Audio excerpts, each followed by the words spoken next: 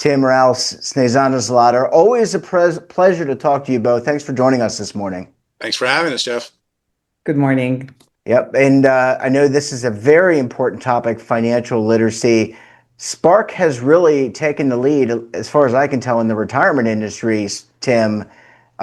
Financial literacy is important, but why is it important for Spark and its members? Great question, Jeff. So we're going on our fourth year in April with the establishment of our Financial Literacy Committee.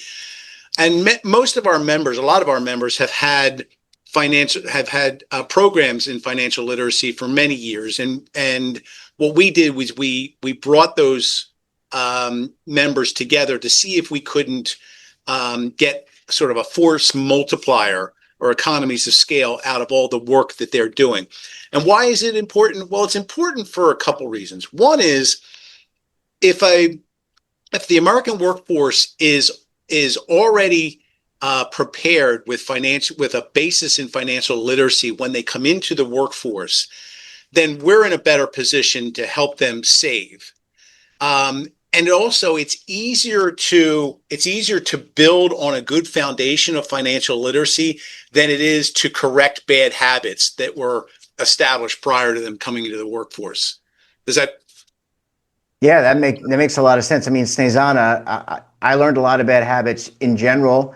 Really hard to change them. My wife often argues with me about some of my bad habits, but Tim makes a really good point. Establishing good financial literacy principles early will make a difference. Absolutely, Jeff. I would say that financial literacy really has proven to be the foundation for individuals' prosperity and financial success later in life and retirement, and that is dignified and lived according to one's wishes. So to that end, we are focusing very much on understanding what young people know about personal finances. And we recently released findings from our third annual study with Corporate Insight. We surveyed nearly 3,000 high school students, college students, and recent hires about financial and retirement literacy. And one of the most important findings is that the household in which you grow up shapes your financial future more than anything else for young people. Namely, students from college-educated or higher income families have consistently showed through this survey much stronger financial knowledge, much healthier savings habits, and greater confidence.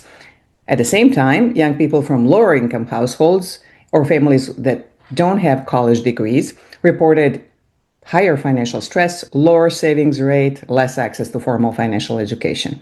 So, in other words, kids from lower income households often don't receive the same foundation, and they enter adulthood already behind when it comes to that financial knowledge.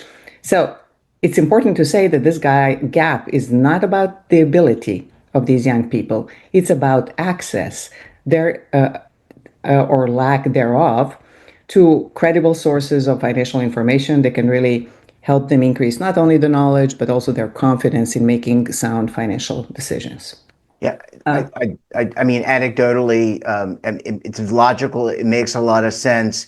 Are we making progress, though? I know there are many states that have enacted financial literacy curricula. I think I'm using that word correctly, curricula, in high schools. Are we making enough progress, or is it still going slow and we need to do a better job? Well, I think as an industry, together with our plan sponsors, employers, we certainly have still a lot more work to do, continue to support this expanded personal finance education in high schools and in colleges. But really the good news is that at this point in time, 40 states have introduced personal finance courses, either as a standalone course or as a component of another economics course, which is great sign. Again, though some of those legislations at the state level will be enacted over the next couple of years, so we believe that we'll see those results in the near future. Yeah, I mean, I honestly, from my own personal opinion, not Sparks, I don't see why this wouldn't be something in all 50 states and the other Yeah. territories. But hey, that's just me. I guess it just takes a little bit of time.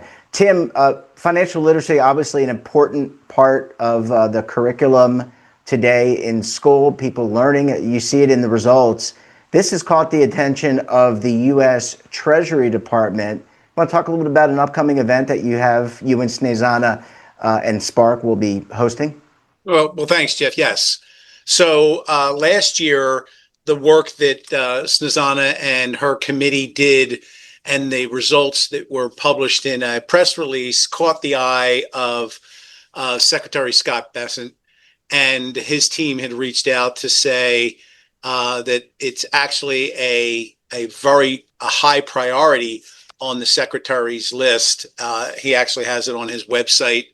Financial literacy as being a major focus for him personally, and he has expressed is in that his own personal experience growing up, and so we're thrilled that the secretary has reached out, and we're looking at an event to kick off Financial Literacy Month, which is April. So just prior to that, we will have an event.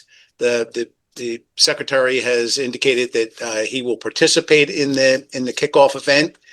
So we're thrilled to have that voice help broadcast out to the American public our focus on financial literacy.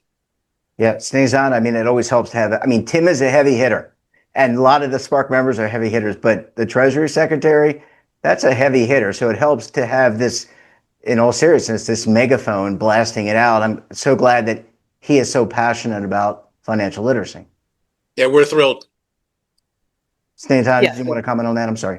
Yeah, no, absolutely. I would just say that there is so much room for this public-private partnership in this space to move things forward, and it's great to have the support from the Treasury Department and the Secretary of Treasury as well. And we are looking forward to this event that will engage our members as well as members of congressional leadership and so forth. So Yeah. more to come on that front. Yeah, absolutely. I mean, look, you got to be a lifetime learner in everything you do. Financial literacy, even for us older, mature folks, we still need to remember some of the things. If you haven't bought a house in a while or a car, there are things maybe you need to remember that maybe you didn't. So learning, it goes on for a lifetime. Tim Snezana, always great to see you. Great work as always. And look, we look forward to having you back on the program again very soon. Thanks, Jeff. We're always thrilled to be here. Thank you. Thank you, Jeff. Well, thanks for watching. And don't forget, we're back again tomorrow morning with another great expert and another great topic. You can tune in right here Monday through Sunday at 7:30 a.m. Eastern Time. And don't forget to subscribe to our daily newsletter, The Morning Pulse, for all the news in one place, delivered directly to your email box. Check it out at our website.